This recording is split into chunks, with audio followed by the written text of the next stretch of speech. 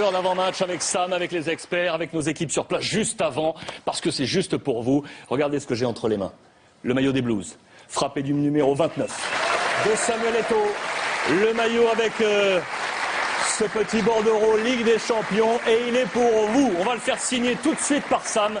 Vous connaissez maintenant la méthode. On va demander à Bertrand s'il est à mes côtés, notre assistant prod, s'il est là, pour m'aider, pour tenir ce petit maillot. On va y arriver peut-être avec Sam. Ce qu'on va faire, Sam, c'est qu'on va signer. Vous allez laisser un petit trou, juste pour le vainqueur de ce jeu. Le vainqueur a 1 heure via Twitter. Il nous faut suivre le compte officiel Beansport, #le club pour jouer. Et dans 1 heure, on va fermer le jeu et vous allez glisser le nom et prénom de ce vainqueur sur ce maillot. Ça vous va, Sam? Super.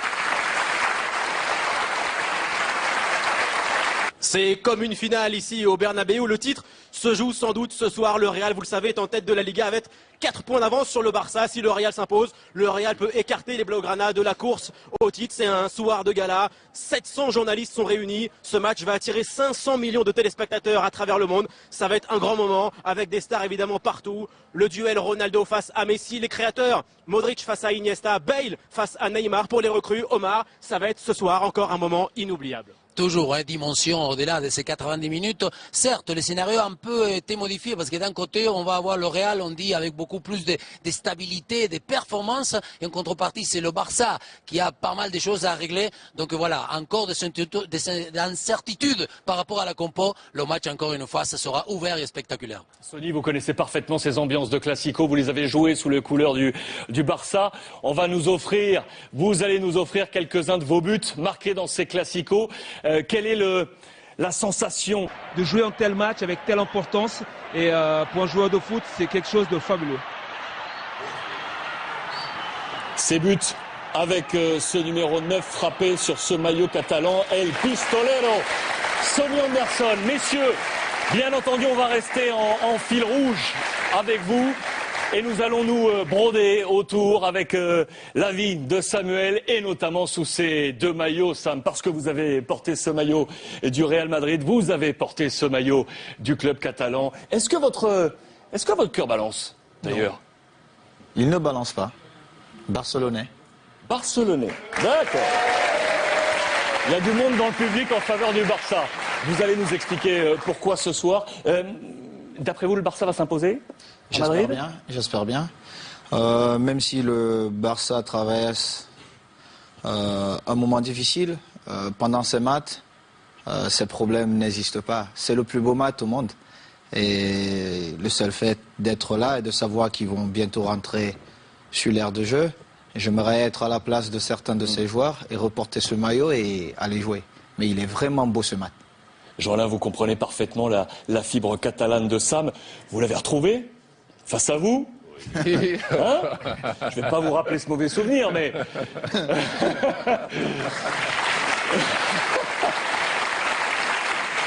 Rappelez-nous ce moment. Voilà, rappelez-nous ce moment. Oui. À Gerland, exactement. À Gerland, oui. Mais sur le match retour, déjà lui, il le sait, hein, et on a senti qu'il y avait une véritable envie de nous montrer qu'ils étaient Barcelone. Et ils l'ont fait. Quel meilleur acteur que Samuel, Jean-Pierre et Louis pour ce soir parler de ce grand classico, parler de l'actualité. Paris Saint-Germain de Chelsea en Ligue des Champions, la Coupe du Monde avec ce Cameroun dans le groupe du Brésil. C'est énorme. Beaucoup de choses. Le match face à Arsenal, ce 6-0 pour Arsène Wenger. Ce qui nous réunit un peu, c'est ce classico, c'est ce Real de Madrid contre Barcelone. J'ai eu l'occasion d'en voir beaucoup de cette rivalité qu'il y a entre le Barça et le Real. Et c'est vrai que c'est toujours un match que l'on attend avec impatience parce qu'il y a vraiment du talent, il y a vraiment... Des 2 côtés, on se régale à regarder ce genre de confrontation, même si parfois ces derniers temps c'était un peu tendu parce qu'il y a cette rivalité, mais ça reste un grand match parce qu'il y a du talent sur le terrain, il y a des équipes qui ont envie de le gagner ce match. Puis Samuel, étant donné qu'il connaît remarquablement bien la maison du Barça, même si le Barça traverse une période un peu difficile, ils vont pas y aller en victime résignée ce soir, ils vont peut-être sortir un gros jeu. Hein. J'espère. On va rentrer de plein pied dans l'avant-match de ce grand classico Real-Barça et on va se remémorer ce qui s'était passé au match aller. Le contexte était complètement différent. Tant toujours contre le cancer.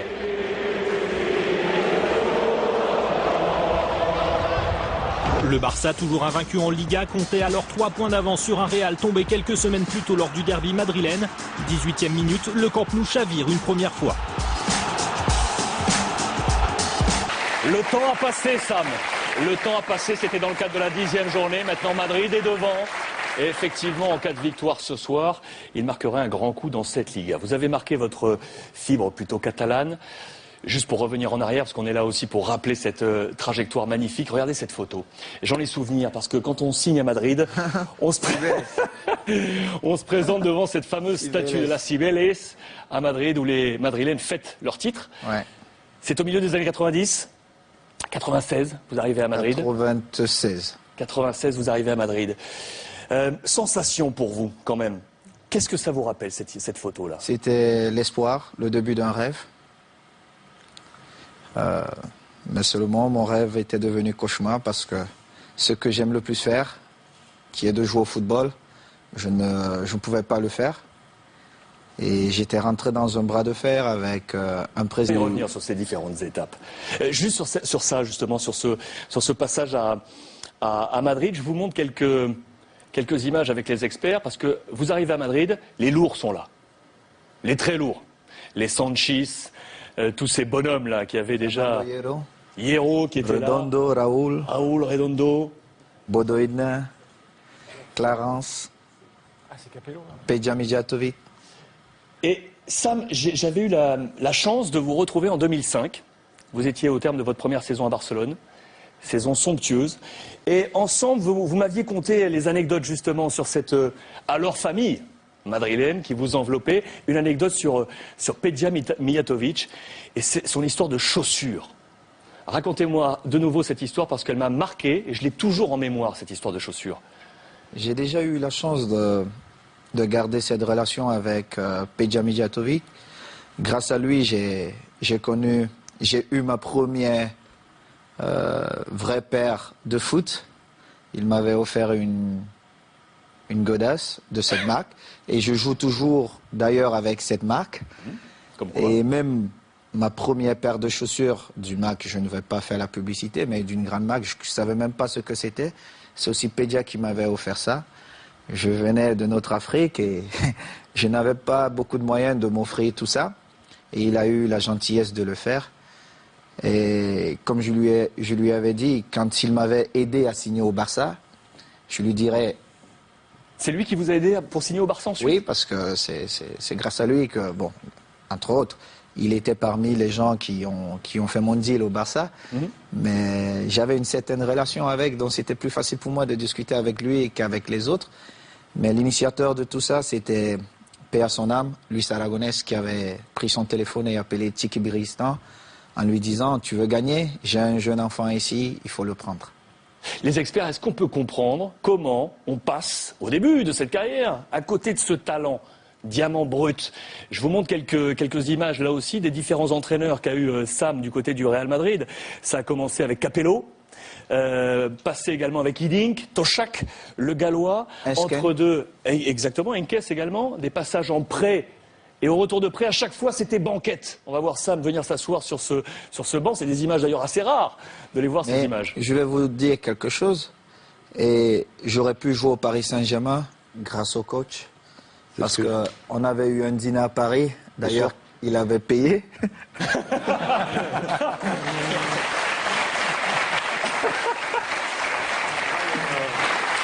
Quand il était dans cette situation-là, quand il était au Real de Madrid, je l'avais appelé à Sam, je lui ai demandé si ça pouvait éventuellement l'intéresser de venir au Paris Saint-Germain. Il était intéressé, ça lui plaisait. Puis après, il fallait qu'on trouve un accord de club à club, ce qui n'a peut-être pas pu se faire, mais moi j'avais l'intention. Je voulais que Sam vienne parce que je sentais, je l'avais déjà joué, commencé avec le Real. Quelle année on était là donc, du coup? Dans ces années-là. 97, 98 ouais, exactement. Voilà, ouais. Et je voulais avoir une forme de prêt. Ça m'a été refusé par le club. Jean-Pierre, comment on loupe ça? Comment on loupe ça? Comment le Real Madrid loupe à ce moment-là le talent? Parce que les talents il y a une fratrie. Tu as une autre philosophie de ce que tu recherches dans les grands clubs comme ça. Tu recherches les grands joueurs, les grands noms, un peu ronflants, etc. Et que tu donnes pas confiance à ceux qui sont dans l'environnement du club, qui sont jeunes, qui ont faim, qui n'ont pas prouvé encore quoi que ce soit. Mais ça arrive tous les ans, il n'y a pas que Sam aujourd'hui, ça arrive tous les ans dans tous les clubs, dans tous les pays, où il y a des jeunes, il faut qu'ils malheureusement changent de club pour s'épanouir, parce qu'ils commencent simplement à trouver les bons repères. Mais tu es dans le club, tu joues avec les autres, et finalement, où tu les regardes, où tu as envie, mais finalement le coach n'a pas confiance. Et c'est que le jour où tu t'en vas, tu t'aperçois que tu as manqué quelque chose. Puis dans la période dans laquelle il est au Real de Madrid, à cette époque-là, il y avait quand même des noms.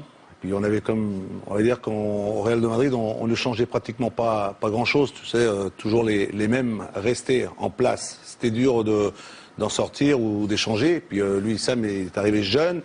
Il avait cette faim, il avait cette envie. Il est passé par le Leganés et ensuite il a même joué. Quand il a joué au Barça, il est passé aussi par l'Espagnol de Barcelone. Hein. Ouais, il a dit. Moi, je trouve que ça peut arriver. Hein, et Sam l'a pas dit. Et on a un souvenir assez intéressant. Il y a déjà le fait il faut faire confiance aux jeunes, mais surtout, il faut déjà pouvoir détecter son talent. Après, il y a des jeunes qui ont une certaine confiance en eux, et Sam l'avait déjà très jeune. Et Sam, on s'est retrouvé, il était venu en 96, il était passé par Le Havre.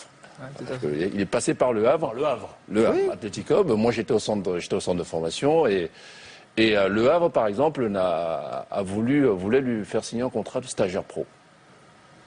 Il a dit non. Je ne veux pas signer stagiaire pro, je veux signer pro. Parce qu'il avait le talent, et pourquoi il est venu, il a fait un essai de quelques jours. Ben, évidemment, il a mis tout le monde, je veux dire, il surclassait tout le monde, mais on veut lui donner un contrat stagiaire. Il veut signer pro. Donc même Le Havre, par exemple, Le Havre aujourd'hui, et ça je crois qu'il n'y a pas beaucoup de gens qui sont au courant de ça, Le Havre a loupé Samuel Eto'o. Avant Paris, c'est vrai. Avant Paris. Avant Paris. Exactement. Et vous aviez quel âge là? 14 piges ou... C'était quelques mois avant de signer. Quelques mois avant de signer. Et là, vous vouliez être pro? Oui. Oui, si, exactement. Mais quand je suis arrivé au Barça, j'ai connu pour moi le meilleur joueur au monde, André Iniesta. Personne ne connaissait André Iniesta. Et un jour, en conférence de presse, on me dit « Quel est le joueur qui vous a le plus marqué ?» Certainement, on attendait Ronaldinho. Et j'ai dit « André Iniesta ». Ils se sont regardés, ils ont dit « Mais ce black, il est malade. Mais André Iniesta, pour moi, c'est le joueur qui interprète le mieux le football. Il joue simple, facile, il ne se complique pas la vie, il met ses coéquipiers dans les meilleures conditions, il sait marquer des buts importants, et c'est ça le joueur pour moi. Après, tu as Lionel, quand il est arrivé, et je me rappelle, son premier match face à la Juventus, j'ai dit au grand frère, Pat Vieira, je lui dis, grand frère, fais très attention aujourd'hui parce qu'on a un jeune qui est très très fort et qui va marquer l'histoire. Il m'a dit, mon petit, ils ne sont pas nombreux à durer entre mes pattes. Mais à la fin du match, il avait pas mal de problèmes parce que Léo, il passait de partout et personne ne pouvait l'arrêter. Il y a des joueurs comme ça et je me dis, c'est un tort pour ces grands clubs parce qu'ils passent à côté des joueurs parfois qui deviennent importants. On a tous, le premier jour, normal. Mais il faut qu'on accorde, qu'on donne cette chance à ces joueurs. Si on ne vous donne pas cette chance, alors vous allez ailleurs. Moi, quand je jouais à Majorque, à chaque fois que j'arrêtais le Real Madrid, c'était 3, 4, 5. C'est comme ça. Et j'ai eu une discussion avec le président du Real Madrid. Il m'a promis. Il me dit, non, la saison prochaine, tu reviens à la maison. J'étais heureux comme tout. La saison prochaine, rien. Samuel, d'après vous, titulaire ou pas, Neymar? Oh, le grand matos, grand joueur. Et je crois que Neymar devrait être là. C'est un grand joueur. Ces matchs-là sont décidés par ces joueurs qui ont autre chose en plus que les autres coéquipiers. Et Neymar, il a quelque chose en plus que d'autres joueurs. Pour moi, il devrait être là. Maintenant, après, les entraîneurs, parfois, je peux vous dire, le coach. Il y a des choix à faire. Il y a des choix à faire. L'état de santé des deux clubs, le JT des JT, a commencé par l'édition madrilène. Comment ça se passe du côté Real Madrid au niveau des médias? Tempête médiatique ou non? Non, car tout va bien côté Real Madrid. Pour Carlo Ancelotti, on fait le point médiatique sur la dernière semaine côté Real Madrid. Le JT des JT, signé au montage Mathieu Bernardet, à la plume Aurore Thibault. Le Real va bien cette semaine, les experts. Jean-Pierre, le Real Madrid est favori? Il est favori, mais comme le disait Samuel tout à l'heure, ce genre de match, c'est une finale, c'est un grand match. Barcelone l'a déjà fait et est capable de le faire. Maintenant, je pense que le Real d'aujourd'hui me semble un tantinet plus costaud. Louis, d'accord? Je pense que le Real, depuis le début de saison, je pense, depuis que, même s'il y a eu un début un peu titillant, je pense que maintenant ils sont sur un bon rythme. On sent que c'est une équipe qui a qui a retrouvé une confiance, même par la même occasion. Je crois que Carlo Ancelotti a trouvé même un système en repositionnant Di Maria dans le milieu de terrain avec Xabi Alonso et Modric. Ça lui donne une possibilité de jouer un peu plus offensif avec ses 3 attaquants de devant. Sam, vous connaissez ces images, vous connaissez ces lieux. On est en direct avec l'arrivée du bus du Barça. Racontez-nous par où on passe là. Il y a des lieux particuliers, précis côté, non, le bus, il y a le parking et puis vous avez l'accès vers le vestiaire, qui est très beau d'ailleurs. Le vestiaire du Barça? Oui, des équipes qui visitent Santiago Bernabéu. Ouais. C'est vrai qu'il est plus beau que celui Pardon, pour le lapsus de Barcelone. Que le vestiaire Barcelone visiteur. Ah, ça c'est sûr. Quoique il a rénové. Mais celui-là, il est magnifique. Ah, il est magnifique, exceptionnel. À Barcelone, on connaît également ces lieux. Il y a la petite chapelle pour ceux qui veulent également prier juste avant la descente au stade. C'est un rituel, ça, hein, ouais. À Barcelone. On vit tous avec Daniel Alves, le sourire toujours du Brésilien, l'homme fort. Ça sera l'objet de cet avant-match, de vivre absolument tout en immersion. Piqué également là. Alex Song, votre pote. Oui, Alexandre. Oh, j'espère que s'il ne commence pas, qu'ils pourront lui donner quelques minutes. Il était là à votre place il y a quelques semaines, il y a 2 semaines, pardon. Peut-être un départ pour Alex Song du Barça s'il venait pas à jouer plus. Hein. Il le faut. Il doit jouer à son âge, il doit jouer. Et c'est un joueur qui peut être titulaire dans n'importe quel autre club. Sam, je reviens sur une petite photo pour revenir une nouvelle fois sur votre histoire et d'où vous venez, ce socle du côté de Douala au Cameroun. Petite photo, regardez cette photo. Vous vous en souvenez? Oui, au jubilé, si je ne me trompe pas, de mon père Joseph-Antoine Bell. Bernard Lama, Adjovi Boko, Luxonor, qui est là, et vous êtes là. Oui, mais Abedi Pelé aussi là. Abedi Pelé qui est là également, et vous êtes là en position de ramasseur de balles dans ce match. Oui, j'étais ramasseur de balles. Jubilé de Joseph-Antoine Bell. Zlatan. Sérieux, je pensais que c'était Zlatan. Non. Mais c'est Luxonor en fait. C'est Luxonor, un ami proche, donc là ça me touche particulièrement. Photo qui, pour moi, marque vraiment cette jeunesse qui était la vôtre au Cameroun.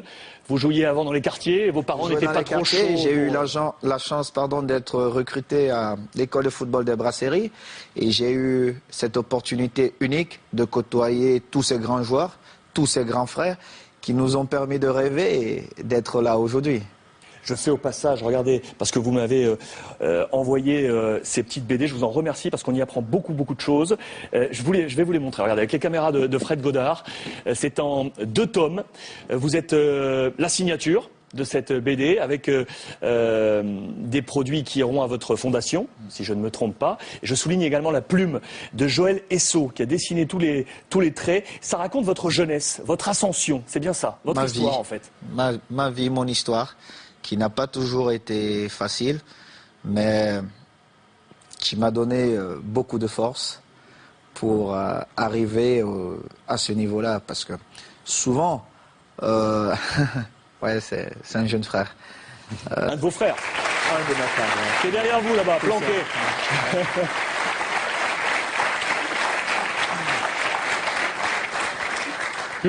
Pour nous, Africains, arriver déjà en Europe, c'est un miracle. Et puis réussir dans ce que vous faites est un autre miracle. Rien n'a été facile pour moi, mais le jour où j'ai eu la chance de dire à ma mère, aujourd'hui tu ne vendras plus le poisson, c'était déjà une réussite pour moi. Et je me disais, je vais arriver. Si j'ai pu faire ça, parce que c'était une souffrance de voir ma pauvre maman se réveiller à 2 heures du matin pour aller acheter un poisson qu'elle devait revendre au marché.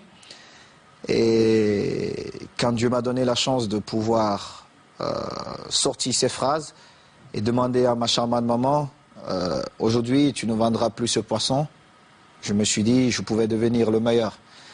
Et c'est ce que j'ai toujours eu à l'intérieur de moi, que j'ai toujours dégagé dans les stades de football. Je vous conseille vraiment cette lecture de ces 2 bandes dessinées. C'est aux éditions Dagan. Allez-y, offrez ça à vos schtroumpfs pour raconter la vie de Samuel Eto'o, dessin signé Joël Esso. Il est 19h30, les amis, les experts. On va tourner une courte page de publicité et on revient se plonger l'hymne du Real Madrid. Ce soir, de retour en direct sur Sport après l'hymne du Real Madrid, l'hymne du Barça qui résonne avec les experts, avec Jean Laboumsong, avec Jean-Pierre Papin, avec Luis Fernandez, Monsieur Claude Askolovic et notre grand témoin ce soir, le grand Samuel Eto'o. Avec nous. L'arrivée en direct du Real Madrid après l'arrivée du Barça. Voici l'arrivée du Real avec donc confirmation de la présence de Karim Benzema que l'on pouvait craindre forfait pour ce match. Sam, 100% des moyens. Carlo Ancelotti a absolument tout son groupe. On oublie les vieilles blessures avec Khedira. Ça fait... Peu importe, il faut gagner. Les finales, elles se jouent rarement. Il faut les gagner. Il faut les gagner et je crois par ça ce soir. J'aime bien ce petit... Hein. Moi, je confirme tout de même. Il a dit quelque chose tout à l'heure, Sam, c'est assez juste. Les grands matchs aux grands joueurs. Par exemple, on parlait de Neymar. Je pense que Neymar, aujourd'hui, c'est l'occasion de lui donner de montrer qu'il est un grand joueur. Et Barcelone, ce match, il est particulier. Certes, ils sont moins flamboyants, mais Barcelone, sur ce match-là, c'est un match particulier, un derby comme ça. En plus, là, pour le coup, il y a une place pour la première place. Et c'est un match particulier où Barcelone, pour moi, reste l'équipe la meilleure au monde, notamment dans le football. Et sur ce match-là, moi, je dirais que Barcelone peut-être a un peu plus de chances de gagner leur match. Alors, quelle était justement toute cette semaine la résonance médiatique de l'actualité du Barça? On a vu celle du Real Madrid tout à l'heure. Le Barça va un peu moins bien. Neymar est braqué par les projecteurs.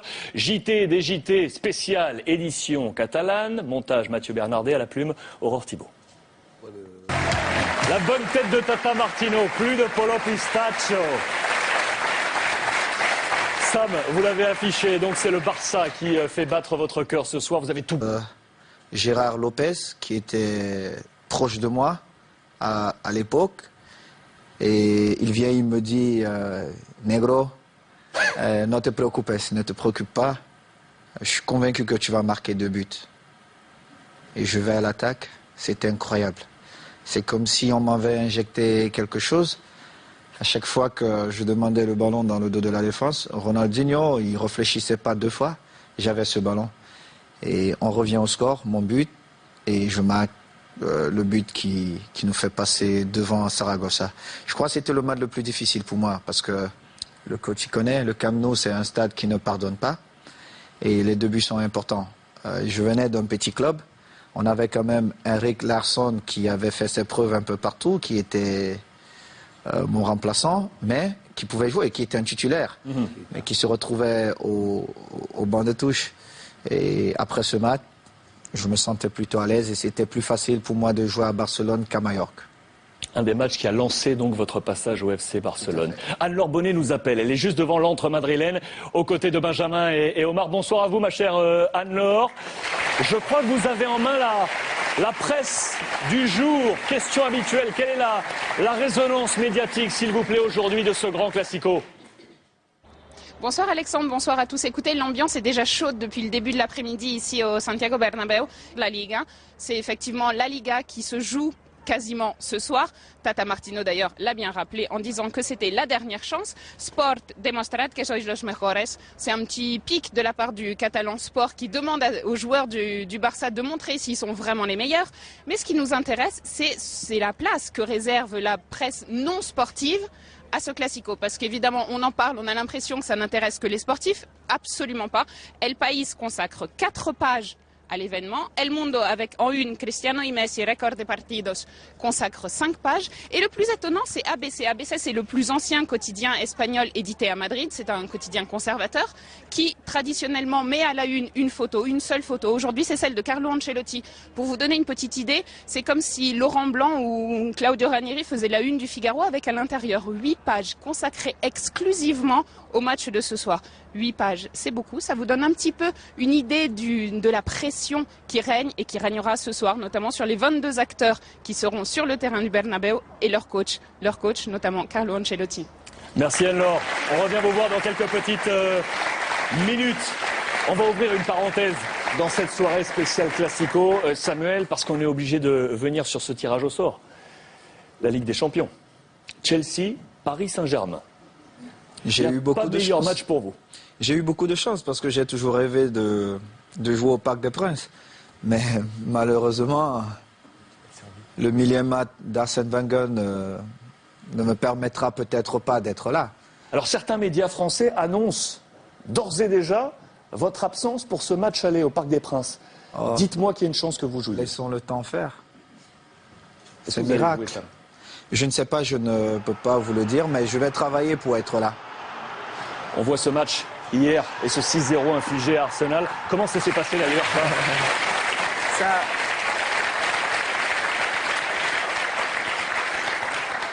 Ça c'est le but du vieillard.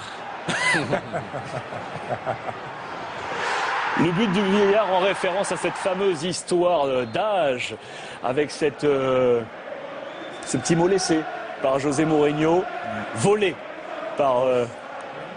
On va laisser José là où il est. Il est bien, je pense qu'il vous regarde d'ailleurs. Hein. Je pense aussi, mais laissons cette publicité là. Il t'a un peu piqué? Moi? Oui. Ben non, coach. Que voulez-vous que je dise? Je n'ai rien à... Tu as marqué des buts. Ben, j'ai pas arrêté de le faire, mais maintenant je peux pas le faire sur le banc de touche ou dans les gradins. Ou encore moins si je suis assis chez moi dans mon salon. En attendant 6-0 pour Chelsea face à Arsenal, énorme coup dur. Après on parle pas trop de cette affaire, mais une photo est venue dans cette affaire de vieillard là, parce que c'est vous, hein, c'est vous-même qui êtes allé faire ça, Sam. Donc oui, mais vous teniez à quand même rappeler que... même si je suis vieux, je sais encore marquer des buts. Mais seulement la dédicace était pour mon jeune frère et bien-aimé Ndembamba, à qui je passe le bonjour.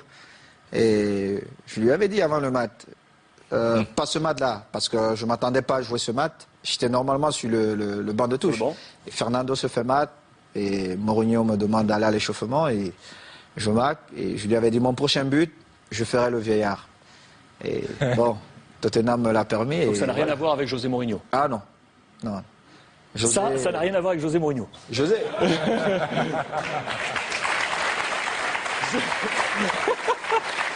Ça n'a rien à voir avec José Mourinho. Non. Bon, ok. Je vous montre une autre petite photo alors. Allez-y. Ok. On parle du Paris Saint-Germain. Vous êtes venu parfois au parc récemment. Plusieurs fois. Ok. Petite photo avec l'encadrement et l'organigramme du PSG. Tiens. Ouais. Avec Jean-Claude Blanc. Ah, ça c'était hier, ça. Non. Sam, est-ce que vous viendrez un jour au PSG? Oh, comme supporter. Oui, parce que je suis déjà vieux. Hein, coach? Mais je crois que...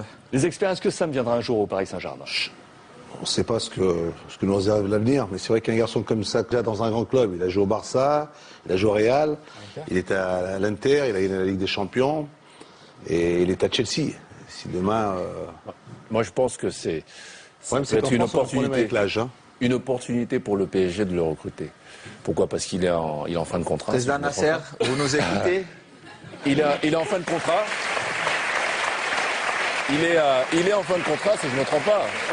Il est en fin de contrat. C'est quelqu'un qui a gagné partout où il est passé. Et le PSG, pour franchir, bon, on va voir quel va être le parcours en Ligue des Champions, mais probablement pour franchir un palier supplémentaire, notamment pour aller chercher cette Ligue des Champions, il va falloir qu'il y ait plus de champions dans son équipe. Et pour moi, c'est une opportunité peut-être pour le PSG de l'avoir. Il a déjà joué avec Zlatan. Il sait ce que c'est jouer avec Zlatan au Barça. Ou alors lui, il sait c'est que je joue avec toi. Samuel Eto'o. Et pour moi, je le rejoins. Mais on n'a pas encore joué ensemble. On n'a pas encore joué ensemble. Moi, je l'ai croisé. On n'a pas encore joué ensemble, mais je crois qu'il n'y a aucun problème entre grands joueurs. Exact. Quand vous êtes grand joueur, vous pouvez jouer ensemble. J'ai eu à Barcelone Ronaldinho, à l'Inter. C'est vrai qu'on avait une très très bonne équipe, un bon vestiaire, ce qui nous a permis de gagner parce que c'était ça la force de l'Inter. Il y avait des noms, mais il y avait des hommes. Avec José Mourinho. Ouais. Qui est aujourd'hui votre entraîneur à Chelsea. D'ailleurs, dans la photo qui suit, on va voir José Mourinho venir vous prendre la tête. Je crois que c'est rare de voir. Regardez le visage de José Mourinho. Et il me dit, la quatrième fois, c'est incroyable. Mais seulement, il avait déjà signé pour le Real Madrid. Il est malin. Il est malin, José Mourinho. Cette finale, il a joué, mais sans jouer à son véritable poste. Oui, Vous avez même joué latéral dans ce match. Donc, j'ai joué à tous les postes à l'Inter. Un peu partout. Il a gagné. Ouais. c'est quand même fabuleux, quand Mais même. le plus important, C'est de le gagner. pour moi, c'était de gagner. Il a gagné, c'est ça. Samuel, je voudrais te demander qu'est-ce qui fait la différence entre José Mourinho et les autres, comme entraîneur, comme personnage? C'est une question vraiment difficile. Très difficile. Mais José a quelque chose à l'approche des matchs que d'autres n'ont pas. Et vu que je souhaiterais qu'on gagne la Champions League, je ne peux pas le dire. Parce que d'autres peuvent utiliser la même technique pour leurs joueurs. Mais c'est vrai qu'au niveau de la motivation, il est unique. J'ai travaillé avec plein d'entraîneurs, mais José, c'est incroyable. C'est vraiment incroyable à l'approche des matchs. Il devient quelqu'un d'autre. Il devient quelqu'un d'autre. Bon, c'est vrai que comme tout être humain, il a parfois... Excentrique. excentrique, je sais pas, mais il perd parfois la raison. Il a prouvé certaines fois, et en l'occurrence contre moi. Mais c'est quelqu'un, avant ça, qui n'avait jamais rien dit contre ses joueurs, et il prenait toujours toute la pression sur lui. Vous pouvez voir cette déclaration. Là, il perd la raison, là. Non, non, non. Cette petite photo qui va suivre, ça, c'était un moment de folie. Hein. C'était Un incroyable. moment de folie. C'était vraiment incroyable. Vous vous souvenez de ce petit passage-là, dans ce match de fou? Mourinho qui passe dans le dos de Guardiola, qui est en train d'échanger avec Zlatan, et il lui glisse un petit mot. C'est un mot doux? Je ne pense pas, parce que... connaissant José, il ne porte pas trop ces deux grands messieurs du football dans son cœur. Mais je ne parlerai pas son nom. Et du coup, quand on voyait l'autre photo, parce que le temps a passé, on l'a vu passer brièvement tout à l'heure, les deux hommes étaient pourtant ensemble à Barcelone. Oui, mais c'était différent. Pep était encore joueur et José, Adjoint. je ne sais pas s'il était adjoint, interprète ou... Je sais pas. Adjoint où? Je sais pas. Interprète, c'est ce que les gens disent. Oui, exact. Moi, j'étais très jeune, donc je ne connais pas cette époque. Je peux revenir encore sur le Paris Saint-Germain? Allez-y. Je vous repose la question. Je vous montre une autre petite photo. Vous êtes à l'Inter. Différents entraîneurs, Raphaël Benitez, autre entraîneur qui connaît le Paris Saint-Germain, Léo. Leonardo. Leonardo, comment il était d'ailleurs Léo en tant qu'entraîneur? Très bon. Très, très bon. Ouais. Qu'est-ce qui fait la Très, très différence? bon. Qu'est-ce qu'il a, c'est Et quoi c'est sa une marque belle de personne. fabrique? C'est une belle personne. Moi, bon, quand vous êtes au haut niveau, eux, ils ont joué avant nous, ils le savent. On se doit de défendre nos salaires. Mais pour Léo, pour sa personne, vous avez envie de vous battre aussi pour lui. Et c'est incroyable parce qu'il a toujours les mots justes. Il est doux, il est inoffensif. Il vous parle même s'il devrait vous gronder. C'est comme si vous demandez, il vous suppliait de faire ce que vous devez normalement faire. Et j'étais content. On a eu une discussion à l'époque chez moi, pas loin d'ici. Et je devais normalement arriver à Paris. Ah, moi, j'y viens, vous y allez tout seul. Je savais, non? Alors, discussion donc pour venir à Paris. Quand il a pris ensuite les charges. Plaisir. Jamais 203. Jean-Alain, voilà, Louis m'a glissé. Une Voilà. fois, Louis. Deux fois Léo. 2 fois, Léo. 3 fois président Nasser.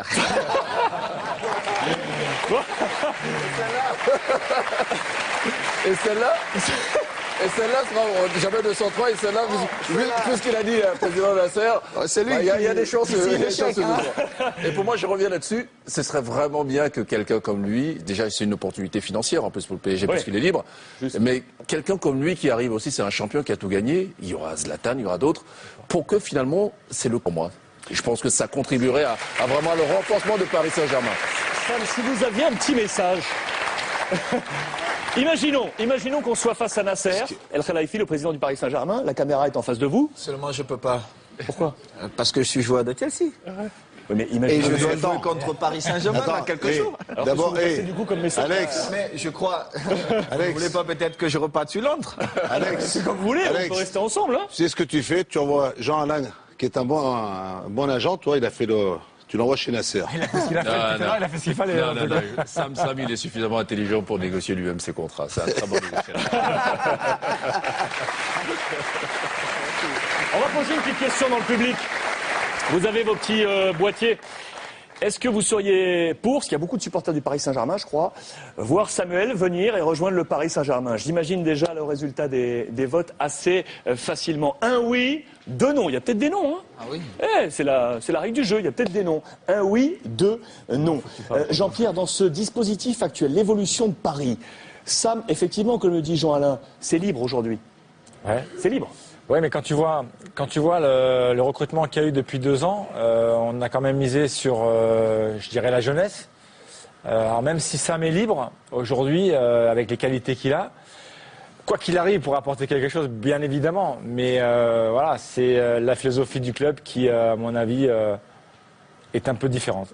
Pour moi, la philosophie du club est aussi celle d'imposer la marque Paris Saint-Germain. Et pour moi, imposer la marque Paris Saint-Germain doit être au-dessus de tout. Et pour être au-dessus de tout, il faudrait qu'il y ait de grands champions qui soient là pour amener la marque Paris Saint-Germain là où elle doit être. Pour moi, ça passe par là. Par le recrutement de ce joueur. Hein Zlatan n'est pas très jeune. Hein. Je crois qu'il a le même âge que moi. Il a 23 ans. Mais quand je vois ce qu'ils ont fait, par exemple, avec les deux vieillards Cavani, Marquinhos, tu vois, Dean... Mais ça va, ces jeunes-là ne peuvent devenir que de grands joueurs que s'ils sont accompagnés de plusieurs grands joueurs. Moi, je verrais plutôt un Ronaldo ou un Messi, tu vois. Comme il n'y a pas de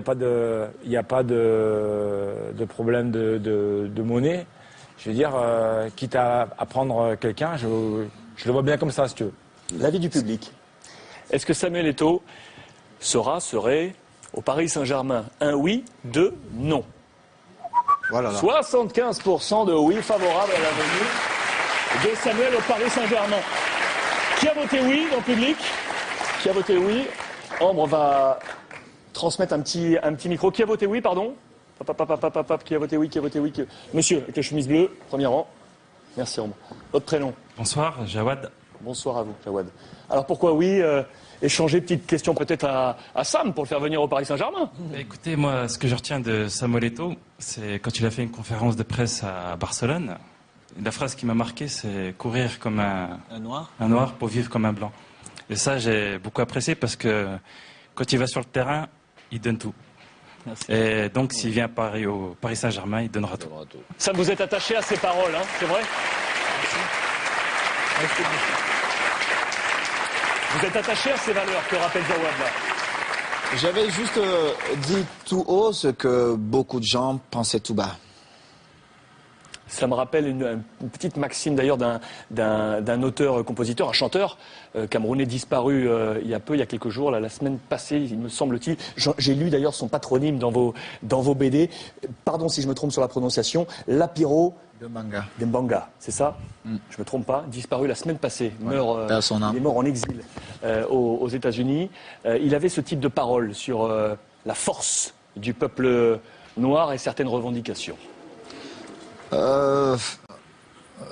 Bon, notre papa, le grand champion, il a dit, il se penchait peut-être plus sur un Léo, un Cristiano. C'est vrai, ce sont des très très grands champions. Et moi-même, en tant que supporter de Paris, j'aimerais voir ces joueurs à Paris. Mais il y a l'expérience qui ne s'achète pas. Et moi, quand j'arrivais au Barça, déjà il y avait eu beaucoup de luttes en interne entre les vices, le président, tout ça. On prend Samuel, on prend Luis Fabiano, on fait ceci, on fait cela. Samuel est extra communautaire. Il y avait beaucoup de problèmes. Donc quand je suis arrivé, j'ai dit ok, moi je vais travailler comme le noir que je suis pour vivre comme vous les blancs. Parce que c'est ça. Parce qu'il faut travailler comme un noir, il faut faire 3 ou 4 fois ce que les autres font pour être reconnu. Je n'ai pas toujours été reconnu. J'aurais peut-être pu être ballon d'or européen 1 ou 2 fois, mais je ne l'ai pas été. Je ne réclame pas ça. Parce que le plus important pour moi, ce sont les titres collectifs et j'en ai gagné. Je dis merci à tous mes coéquipiers. Mais vu que ces titres, ces trophées existent, j'aurais pu gagner ça. Je ne dis pas que parce que je suis noir, certainement pas. Je vois déjà le président Blatter ou Michel qui vont me regarder bizarrement, mais j'aurais peut-être dû gagner ces trophées comme d'autres d'ailleurs, comme des grands champions comme Maldini ou d'autres qui n'ont pas eu à gagner ça. Mais moi, ce qui m'a un peu offensé à un moment donné, c'était l'année où Cannavaro gagne. Et on dit, mais Samuel Eto'o a tout remporté, il a marqué beaucoup de buts, il a tout fait. Pourquoi il n'a pas gagné? Non, c'est que le mondial, l'année du mondial. Bon, ça veut dire, si je suis blessé toute la saison, je reviens au mondial, je marque 6 buts, je suis le meilleur joueur au monde. Pourtant, le meilleur joueur, c'est toute l'année. Alors, il y a certaines choses comme ça, on trouve des règles qui nous arrangent à certains moments. Et ça a été toujours comme ça, c'est l'histoire de ma vie. Et je suis africain, fier de l'être, et quand je suis dans un stade de football, je veux pas seulement montrer que je suis un bon footballeur, je suis un Africain. Et il faut qu'on sache qu'il y a d'autres Africains qui sont peut-être encore meilleurs que moi. J'ai une pensée pour tous mes jeunes qui sont aujourd'hui à Barcelone et d'autres qui se retrouvent ailleurs. Et je reviens en arrière. Mardi, si je ne me trompe pas, je jouais face à Galatasaray et ça, je n'avais jamais vu ça ailleurs. Tout un stade qui acclamait un petit négro, Didier Drogba, qui reconnaissait la valeur d'un petit négro. Ça, je n'avais jamais vu ça.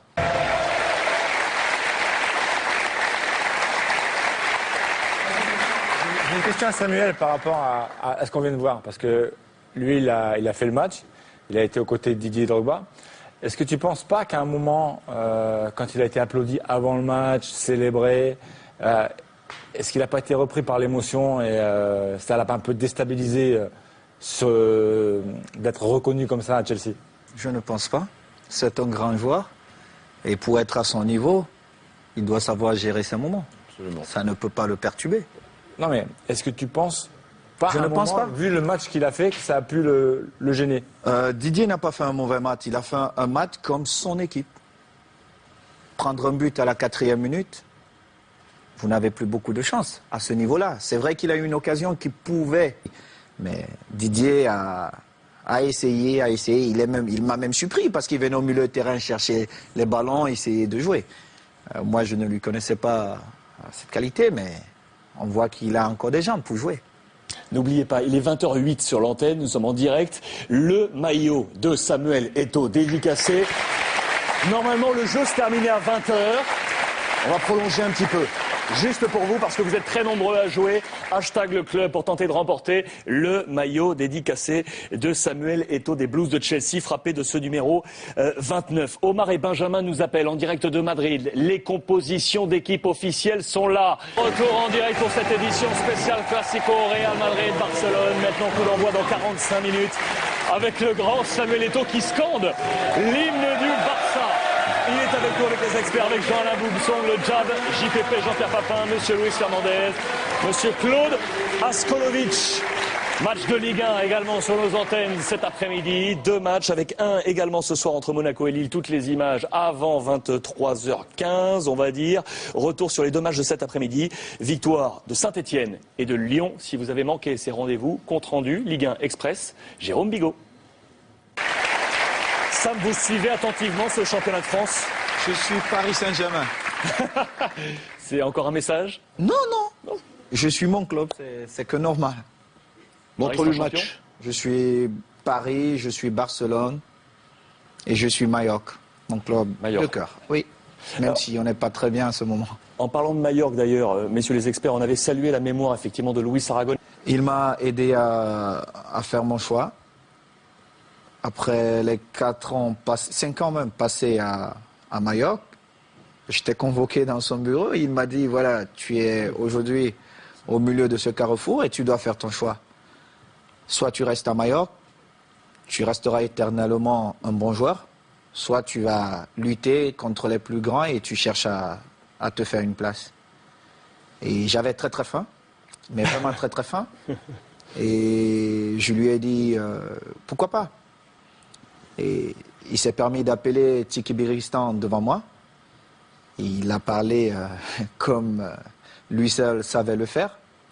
Et c'est comme ça que j'ai rejoint le Barça. La parenthèse sur...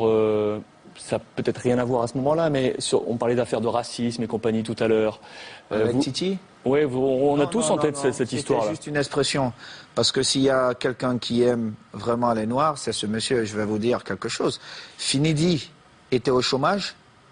Vous vous rappelez? Oui, très bien. Georges Finidi était au chômage. Ouais. Il a fait revenir Finidi à Mallorca. Il lui a donné 2 ans de contrat. Il était lui entraîneur. Finidi, c'est un Nigérian. Il n'y a pas ça. Je me rappelle à Saragosse, il me fait partie du Cameroun un dimanche après le match, alors qu'on jouait le mercredi. J'ai voyagé, je suis arrivé sur Paris le lundi, je continue à Barcelone. Barcelone, je prends la voiture jusqu'à Saragosse, je m'entraîne avec l'équipe le mardi. Mercredi, je commence le match.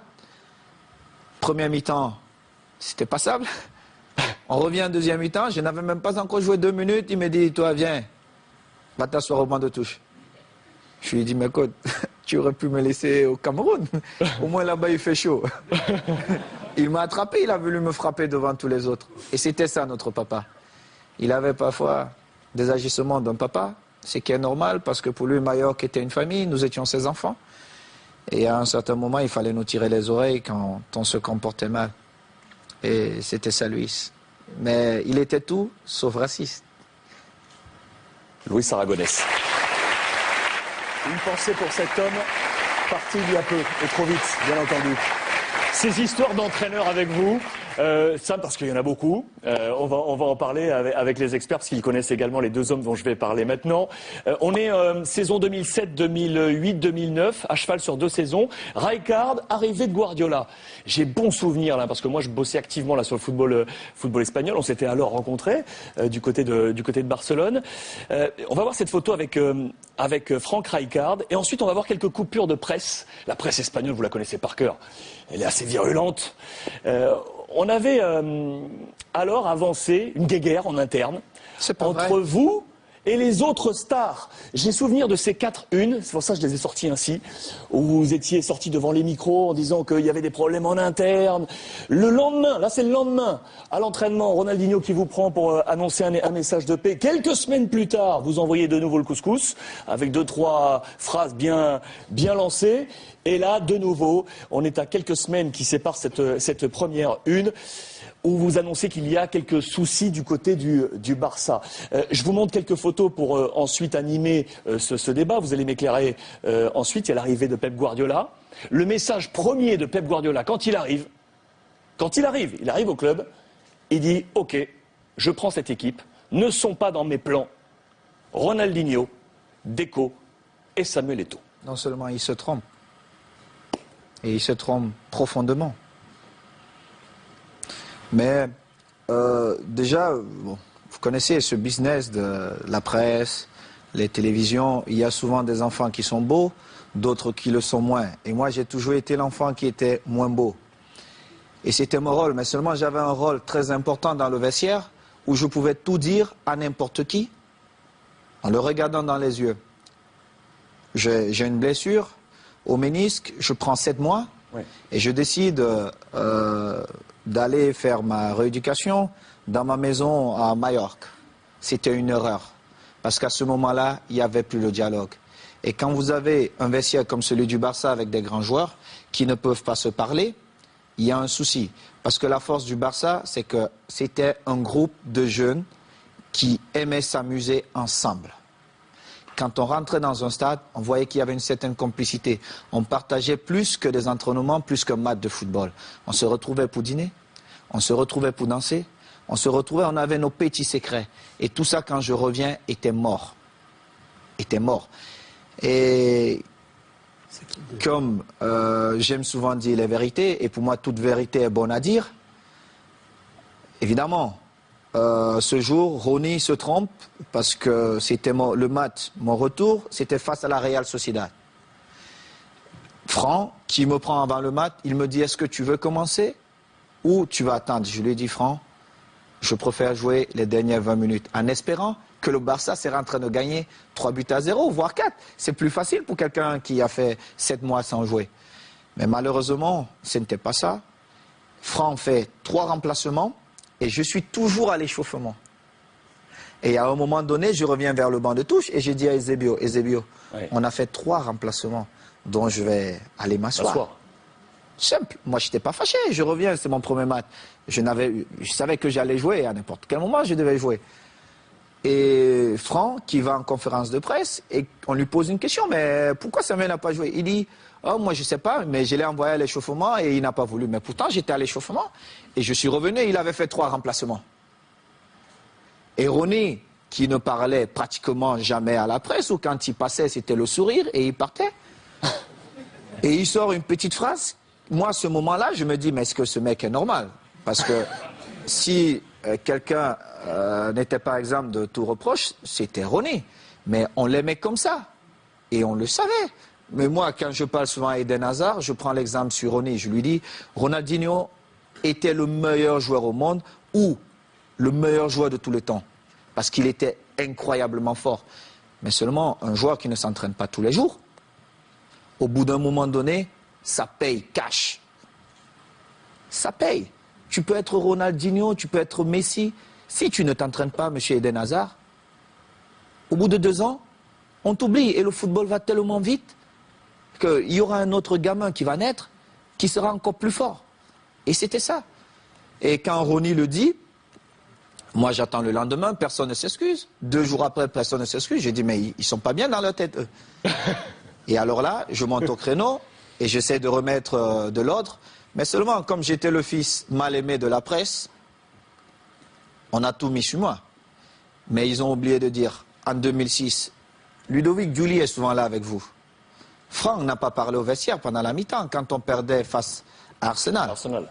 C'est moi qui ai tenu le discours. Moi, j'ai parlé. J'ai dit ce que je pensais à chacun d'eux. Quand on est revenu, on a vu un autre Barça. On a gagné ce trophée. Moi, je m'en fous. Le plus important pour nous, c'était de gagner. Et il était inconcevable de voir un groupe de jeunes gamins avec autant de talent perdre match face à Arsenal. C'était inconcevable. Et du coup, comment vous avez pris ce message quelques semaines plus tard, lorsque Guardiola qui arrive dit « Moi, Eto'o, Deco, Ronaldinho, c'est dehors ». Mais j'ai d'abord rappelé à Guardiola qu'il n'a jamais été un grand joueur. Il était un bon joueur. Et c'est vrai.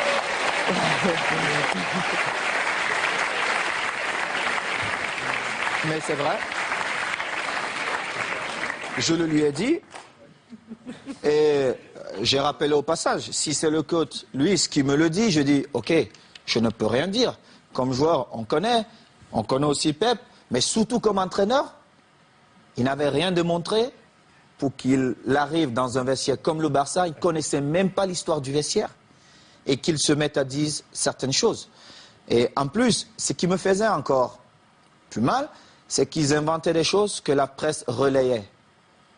J'ai eu cette discussion avec lui, et j'ai eu une très très belle offre pour aller jouer 6 mois en Ouzbékistan où on me payait 26 millions de dollars. Et dans son bureau, avec Tiki, il me dit « Oh Samuel, ça peut te faire du bien, vas-y ».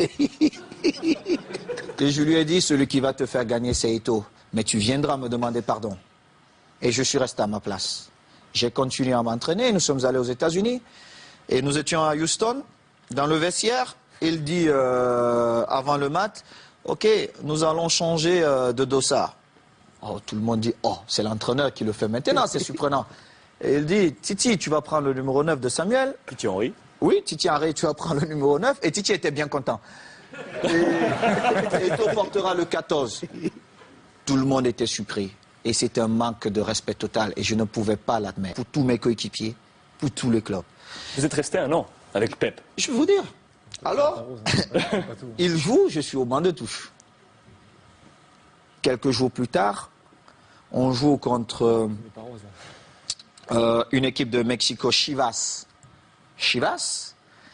Et il a le malheur de me donner 20 minutes. Et je crois qu'il pouvait se tirer une balle dans la tête. Et les 20 minutes, je marque 3 buts. On revient à New York contre Red Bull. Bon, il se dit, bon, voilà. Il me renvoie dedans. Je marque encore 3 buts. Il était obligé de convoquer une réunion, mais comme il n'a jamais eu le courage de me dire les choses en face, il est passé par mes coéquipiers. J'étais en train de dîner, et le délégué vient, Carlos Nava, il me dit viens, j'ai une surprise pour toi. Moi, j'étais pressé, je me disais peut-être c'est Beyoncé qui m'attendait.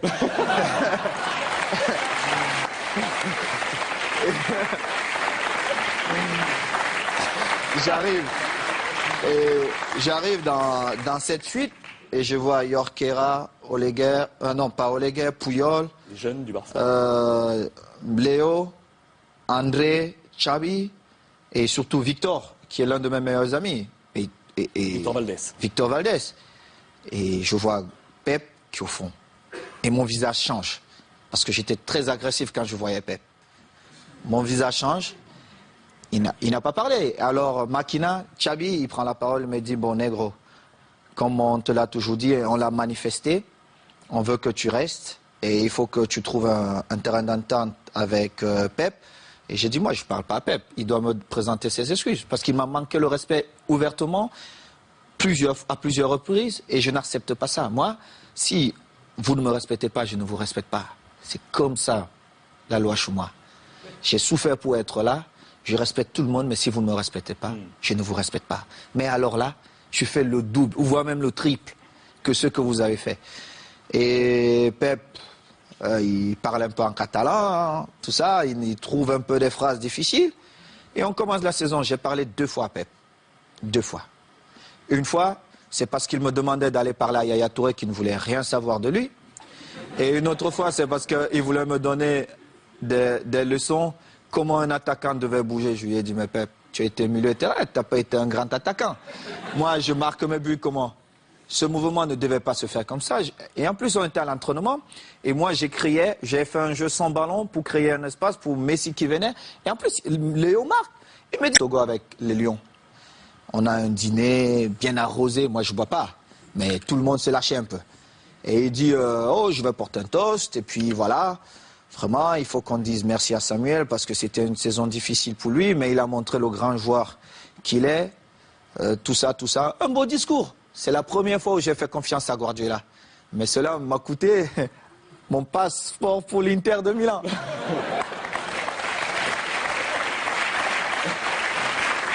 Et du coup, quand vous l'avez croisé ensuite à l'Inter, parce que vous l'avez croisé, on a une belle photo de vous en poignée de main. Regardez mon visage. Parce que Guardiola, il m'a vu dans le tunnel. Est-ce qu'il m'a salué dans le tunnel? Il ne m'a pas salué dans le tunnel.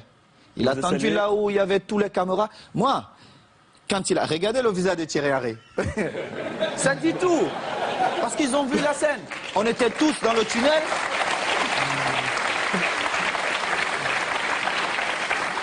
Regardez Léo Messi. Regardez le visage de Léo Messi. On était tous dans le tunnel. Il ne m'a pas salué. Il a attendu quand il y avait toutes les caméras pour venir me tendre la main. Évidemment, je ne pouvais pas refuser. Parce que le mal-aimé, ou l'enfant détesté, on devait dire, ah, voilà, Samuel a encore fait des siennes. Mais seulement, les gens ne connaissent pas les dessous. Parce qu'il aurait bien pu me saluer dans le tunnel. Moi, j'ai eu des différences avec le code lors d'un match espagnol de Barcelone. Je ne sais pas si vous vous rappelez. Mais j'ai beaucoup d'estime pour le coach. Le football, c'est ça. Entraîneur de l'Espagnol. De l'Espagnol. Contre Majorque. Contre Majorque. Vous êtes envoyé un petit peu. C'est une histoire comme ça, mais bon, après on s'est retrouvés, Pep et moi, on a fait la paix, et je suis content, mais la vraie histoire, c'est celle-là. C'est que Pep, peut-être dans son envie de gagner, n'a pas respecté certaines choses dans le football. Et heureusement pour lui, j'ai marqué quand même 35 buts cette saison-là qui nous ont quand même permis de gagner. Chichi cette saison. Qui nous ont permis de gagner tous les titres qu'il a gagnés. Et il est bien content, parce que c'était ses premiers trophées. Saison où le Ballon d'Or arrive dans les mains de Léo Messi. Mérité. Vous êtes 10e de ce classement Ballon d'Or cette saison. Je ne regardais même pas ça, mais Léo l'a bien mérité. Bon. Merci pour cette confidence. Les experts avec Sam. Par rapport au match qu'il commente, Samuel, c'était le match avec Majorque et l'Espagnol, on jouait le maintien, mais il était sur un terrain, c'était un diable. Il n'arrêtait pas, il courait dans tous les sens, il avait une motivation. Et après, bon, je le voyais assez souvent, t'es assez motivé, hein. Mais bon, quand il porte un maillot, quand il joue dans une équipe, il joue à fond, voilà. C'est le petit problème qu'on avait eu.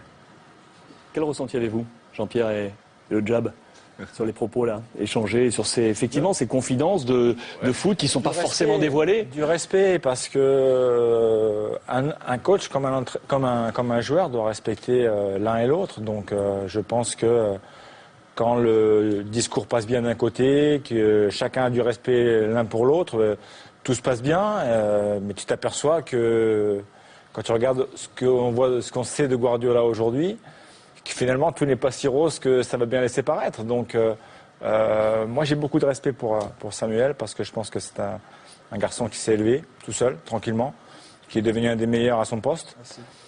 Non, je le pense sincèrement.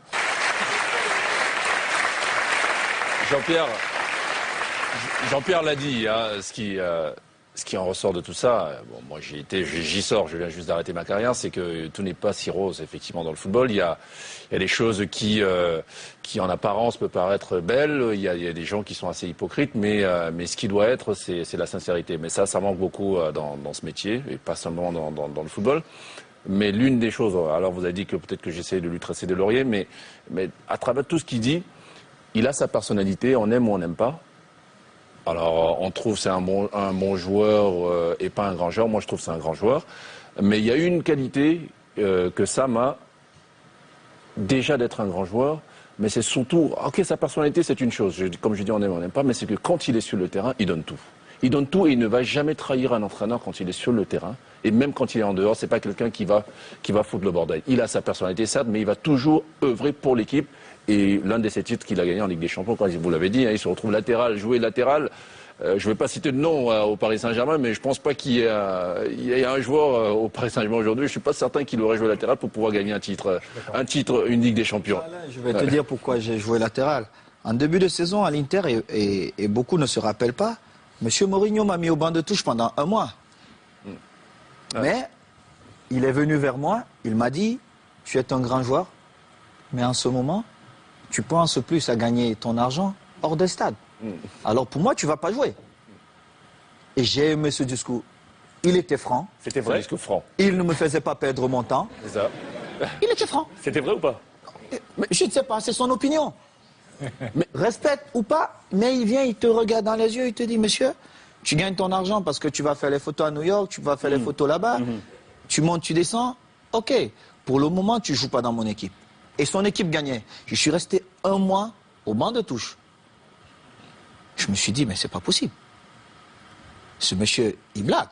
Donc, il fallait à un moment donné que je me remette en question et que je me dise, attends Samuel, tu ne vas pas quand même être au banc de touche à l'Inter de Milan. J'ai travaillé doublement et je me rappelle à Cagliari, il fait son équipe, Mario Balotelli commence, et je lui dis, monsieur Mourinho, moi, Eto'o, si tu me prends dans le groupe, tu me fais jouer. Sinon, tu me laisses à Milan. J'ai ma famille, tu me laisses à Milan. Il me dit, je retrouve mon joueur. Tu joues. Il voulait vous piquer.